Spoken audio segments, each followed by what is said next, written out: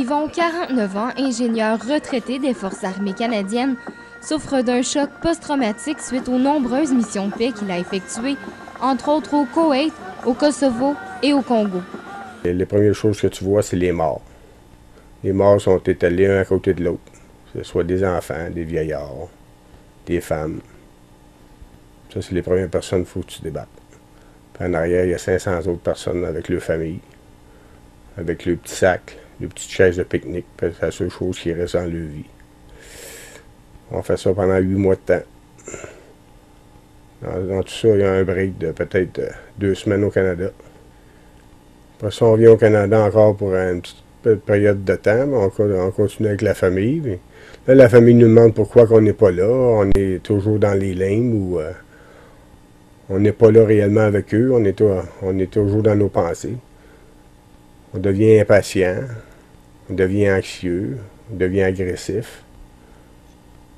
Élisabeth, femme d'un ancien militaire, vit depuis maintenant 4 ans avec ses 2 enfants le choc post-traumatique de son mari.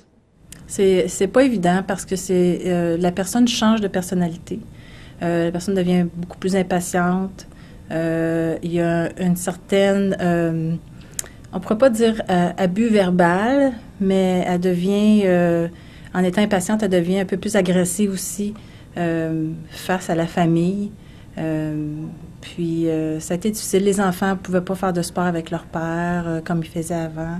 Pierre Vellimer, ancien militaire et maintenant médecin, traite plusieurs cas de patients qui sont en choc post-traumatique. La réaction de la personne doit changer son fonctionnement ou brimer son fonctionnement, que ce soit social, familial ou au travail. Fait que la personne est plus elle-même finalement. Il y a côté anxiété, on peut peut-être voir une personne qui a des sursauts importants quand on l'approche de façon inattendue. On va peut-être voir une personne qui est retirée, qui s'implique plus, qui parle plus, qui rumine beaucoup. Puis on continue notre vie sans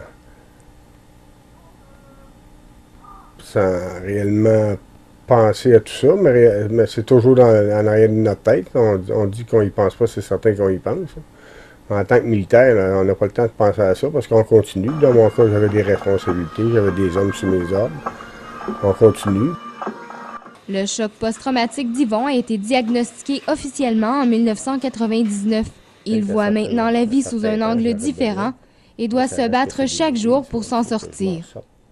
Par moi-même, ma propre volonté, ma force de caractère. Je retourne avec ce que j'avais auparavant, là, 5 ans, 6 ans, que j'ai pu maintenant, à 100%. C'est ça. Marie-Ève Williamson, la Cité collégiale, à Ottawa.